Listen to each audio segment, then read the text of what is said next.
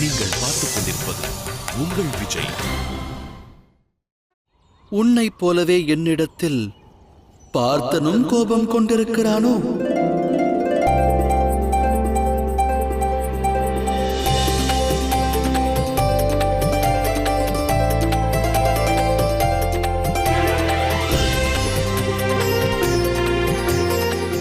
பணிகிறேன் மாதவா.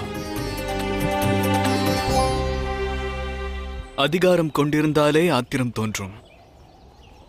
தம் மீது எனக்கு எந்த அதிகாரமும் இல்லை. அன்பை வேண்டி நிற்பவன் நான். அதிகாரத்தை தரவல்ல அரியணை பதவி பற்றி நான் கூறவில்லை. என்னுடைய நாமம் வாசுதேவ கிருஷ்ணனாகும். உண்மையான அன்பை பொழிபவனுக்கு நான் என் மீது அனைத்து அதிகாரங்களையும் வழங்குவேன்.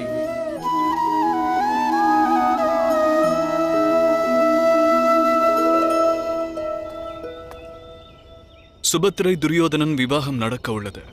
இதனால் என்ன பலன் மாதவா? மாமா சகுனி அவர்கள் என்னிடத்தில் குரு மற்றும் யது வம்சத்திற்கு இடையே சம்பந்தம் ஏற்பட வேண்டும் என்றார். அவரின் இந்த உத்தம எண்ணத்தினை எவ்வாறு விரோதிக்க இயலும்? சதித்திட்டம். இந்திரபிரஸ்த ராஜசூய யாகத்தை தடுக்கும் திட்டமாகும்.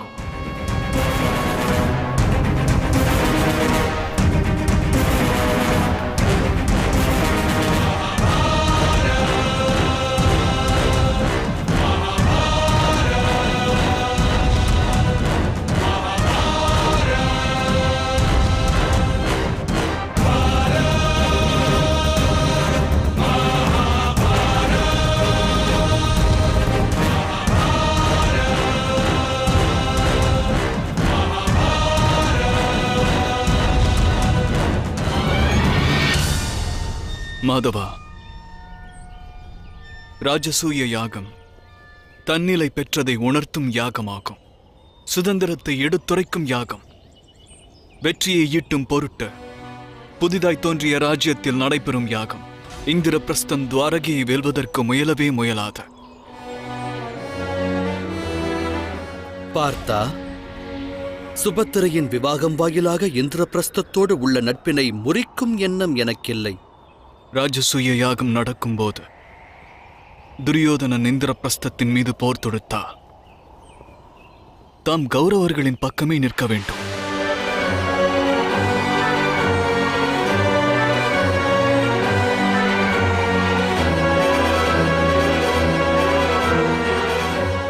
நானும் அங்கே தம்மை எதிர்த்து வில்லேந்துவதற்கு இயலாதவனாய் நிற்பேன் மாதவா. சிந்தையில் ராஜ நியதி பற்றி பலவாறு சிந்தித்துள்ளாய்.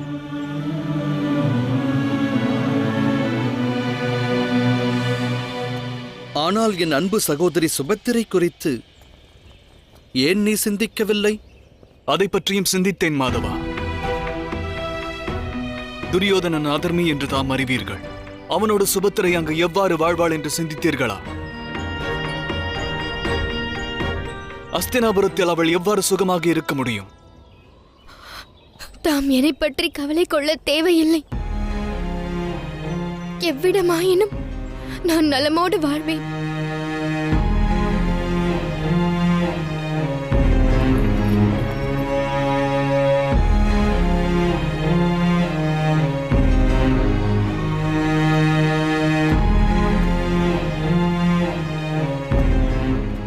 அழாதே. எனது அன்பு சகோதரியின் விழிநீர் வழிவதற்கு நான் காரணமானேன். உருவான வேதனையை போக்க வேண்டியவன் அர்ஜுனனாகிய நீயே.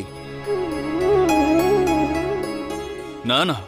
ஆம் பார்த்தா, இதனை கருத்தில் கொண்டே நான் அன்று உன்னுடைய தவ வாழ்வானது சோமநாதர் ஆலயத்தில் நிறைவுறும் என்றேன்.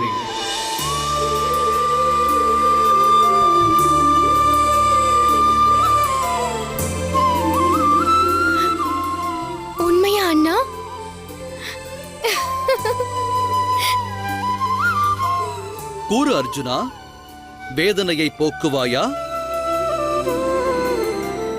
பார்த்தீர்களா ராஜகுமாரரே, என் சகோதரர் கூறும் வார்த்தையில் இரு பொருள் இருக்கும் என்று உரைத்தது இன்று உண்மையாகிவிட்டதல்லவா?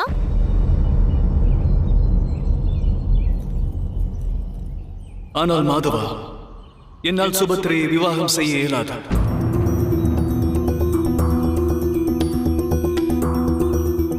இது நடைபெறாது.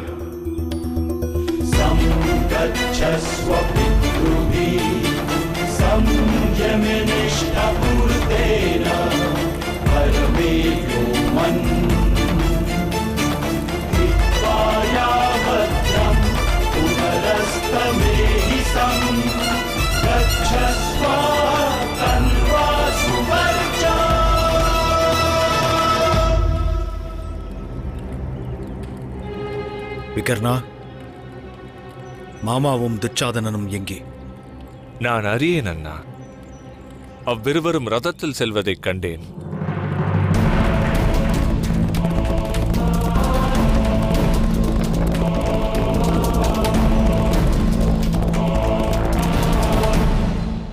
துரியோதனனோடு சுபத்திரைக்கு விவாகம் நிச்சயமாகிவிட்டது. அதனால் என்ன? ருக்மணிக்கும் சிசுபாலனோடு விவாகம் நிகழவிருந்ததே.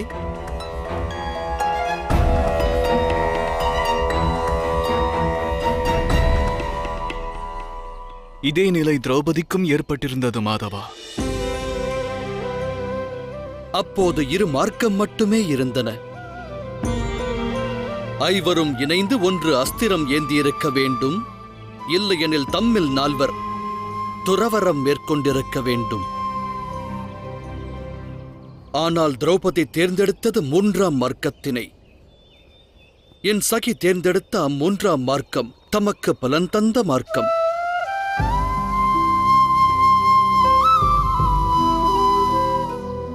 ஆனால் இங்கு ஏற்பட்டுள்ள நிலை வித்தியாசமானது பார்த்தா. துரியோதனனுக்கு எதிராக அஸ்திரம் உயர்த்த நீ அஞ்சுவாய் என்று நான் எண்ணவில்லை அர்ஜுனா.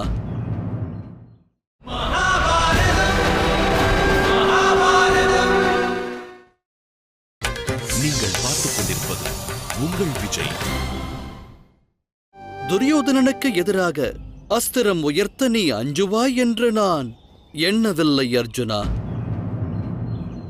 ஒருவேளை துரியோதனன் துறவரம் மேற்கொள்வான் என்று உன் மனம் வேதனை கொள்கிறதா?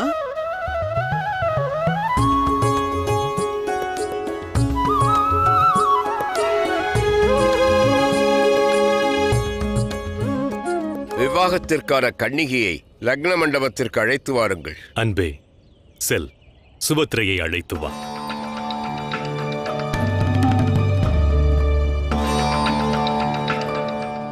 அவ்வாறே சுபத்திரையை நான் கவர்ந்து சென்றால் தாமும் தமது சகோதரர் பலராமரும் என்னுடன் போர் புரிய நேரிடும். தமக்கு எதிராக நான் அஸ்திரம் ஏந்த மாட்டேன். சரியாகச் சொன்னாய் பார்த்தா. யுத்த அறிவிப்பினை அறிவிக்கத்தான் வேண்டும். மிகவும் இக்கட்டான சூழல் உருவாகும்.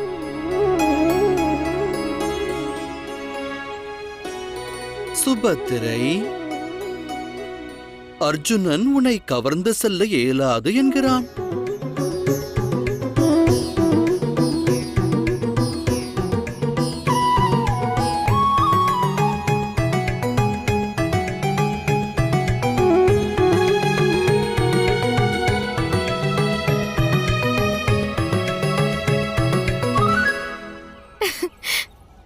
அவரால் இயலாவிடில் என்னவரை நான் கவர்ந்து செல்லலாம் அல்லவா?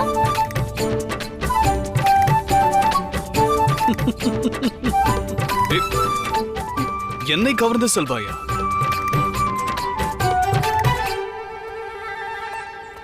உன்னால் என்னை எவ்வாறு கவர்ந்து செல்ல இயலும்?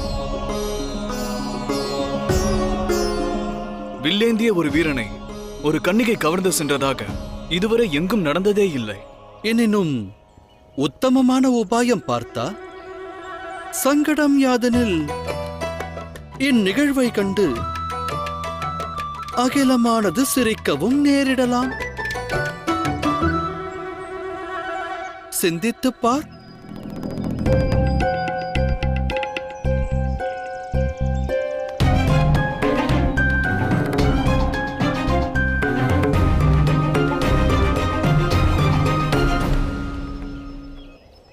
தம்முடைய ஆணைதான் என்ன?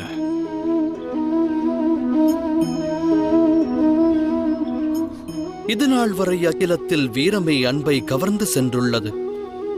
என்னுடைய மன எண்ணம் யாதெனில், வீரத்தை அன்பானது கவர்ந்து செல்ல நேர்ந்தால் அதன் வாயிலாக அகிலமே நன்மையைப் பெறலாம். ஆனால் இதில் முடிவெடுக்க வேண்டியது நீ ஒருவன்தான் பார்த்தா?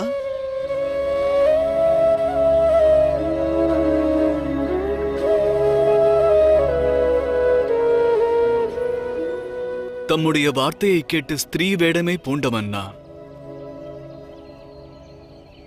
இவ்வாணையையும் ஏற்கிறேன்.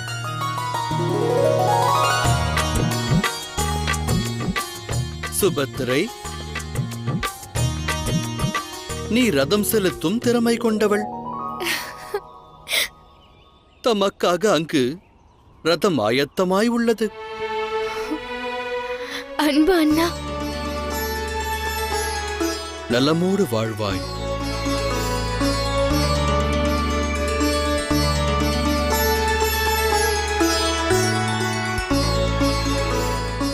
புறப்படு பார்த்தா. இந்த அகிலம் அனைத்திற்கும் நன்மையை ஏற்படுத்த வல்ல ஒரு நிகழ்வினை தாமதப்படுத்துவது சரியன்று என்பதை உணர்வாயாக.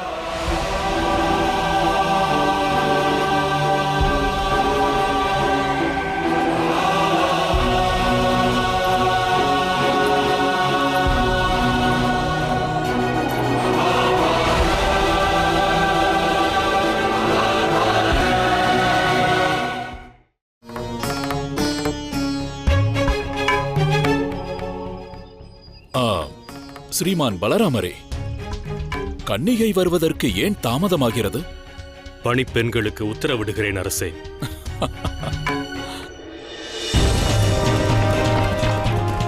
ரதத்தை விரைந்து செலுத்து.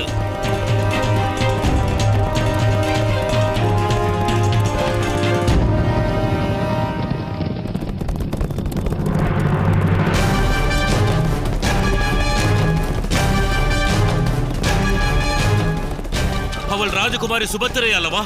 யாரோ ஒரு முனிவரோடு செல்கிறாள். இச்சமயத்தில் எங்கு அவள் செல்கிறாள்? ரதத்தில் இருப்பவன் அர்ஜுனன்.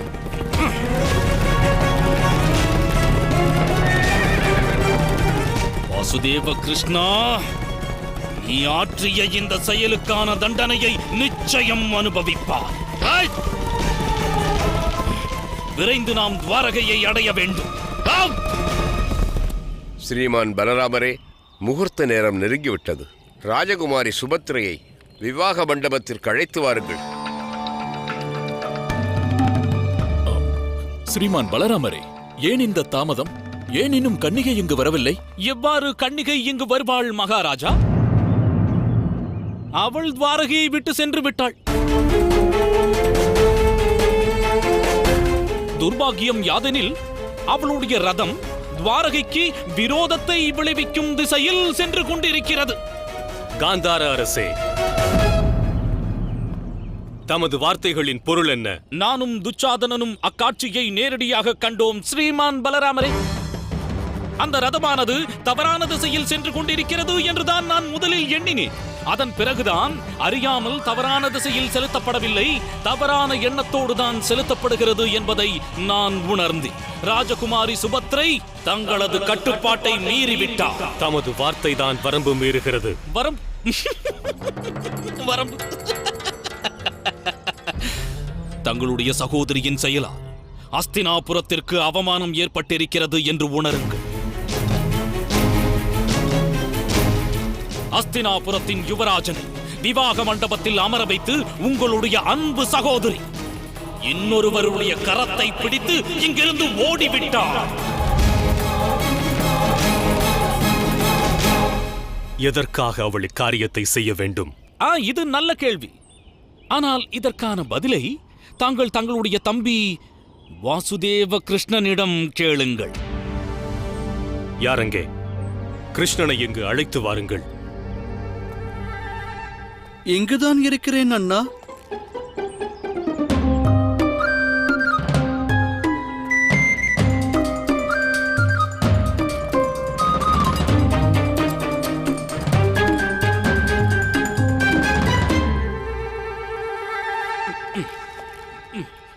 இருக்கிறார் ஸ்ரீமான் பலராமரே, இவரிடமே கேளுங்கள். நலமா வாசுதேவா? தற்சமயம் தேசத்து ராஜகுமாரி சுபத்ரை துவாரகையில் இருக்கின்றாளா? அவள் இப்போது இங்கில்லை. தற்சமயம் அவள் இங்கு இல்லை என்னும் செய்தியை கூற மிகவும் வேதனையாக உள்ளது அண்ணா.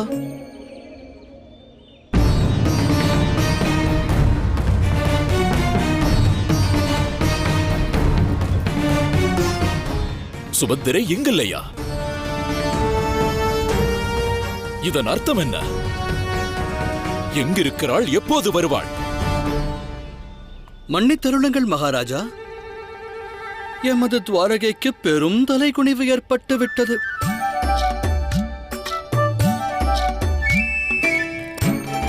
தம்மிடம் கரம் கூப்பி மன்றாடி மன்னிப்பு வேண்டுகின்றேன்.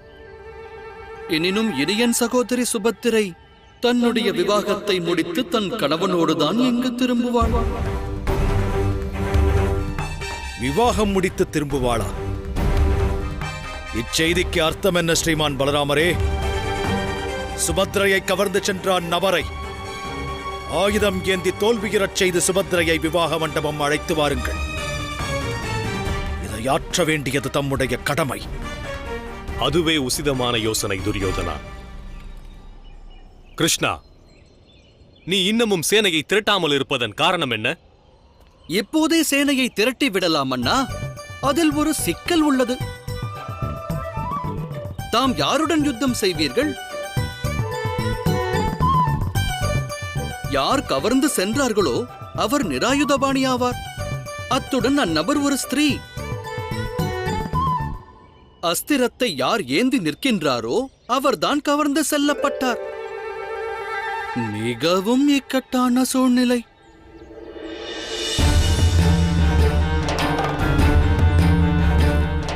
யார் யாரை கவர்ந்து சென்றார்கள்? அவர்களுடைய பெயரையாவது எடுத்துரைக்கலாம் அல்லவா? தங்களுடைய சதிச்செயலை தெளிவாக எடுத்துரையுங்கள். அனைவரும் அது பற்றி அறியட்டும் வாசுதேவா. மாமா அவர்களே, சதிச்செயல் புரிவதிலும் 6 வகை உண்டென்று கூறுவார்கள். நான் அதில் ஒரே ஒரு பங்கை மட்டுமே ஆற்றினேன். எனது அன்பு சகோதரிக்கு அழகான என் ரதத்தை வழங்கினேன். தன் மனம் கவர்ந்த கணவனை கவர்ந்து செல்ல அவள் அதை வேண்டினாள்.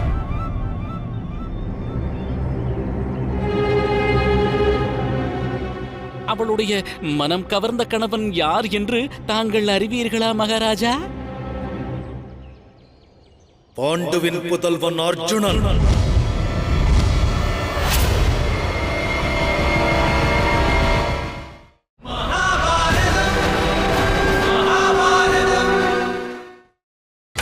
நீங்கள் பார்த்துக் கொண்டிருப்பது உங்கள் விஜய். அவளுடைய மனம் கவர்ந்த கணவன் யார் என்று தாங்கள் அறிவீர்களா மகாராஜா? பாண்டுவின் புதல்வன் அர்ஜுனன்.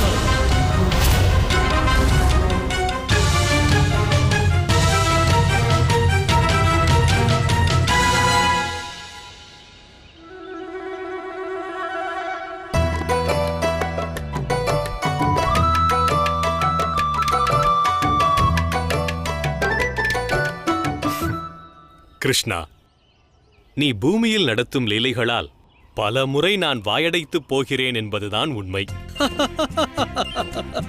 அதை நானும் அறிவேன் அண்ணா. உண்மையில் அதை எண்ணி நான் ஆனந்தம் கொள்கிறேன்.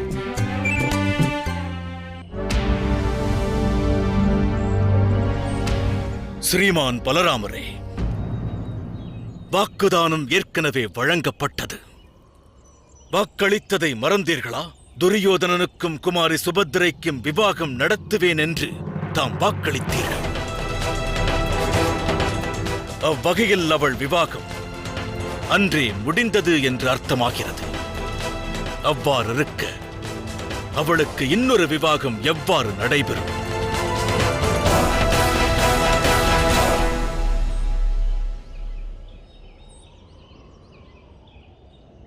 மன்னிக்க வேண்டும் கங்கை மைந்தரே.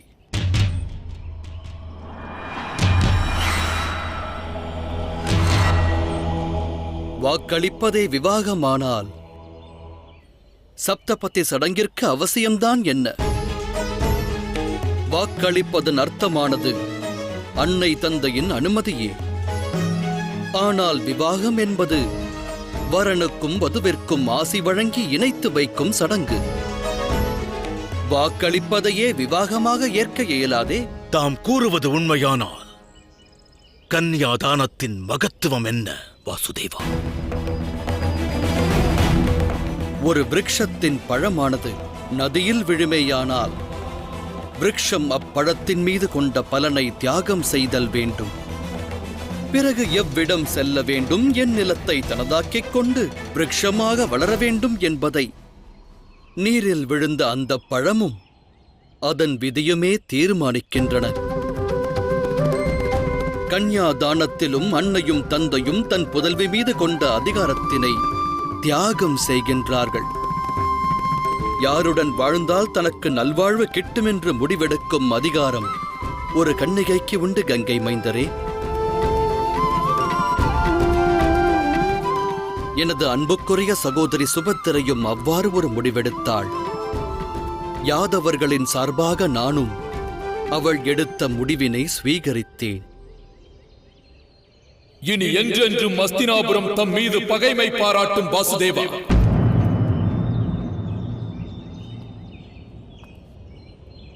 வெகு விரைவில் அஸ்தினாபுரத்தின் சேனை தங்களுடைய துவாரகை மீது போர் தொடுக்கும்.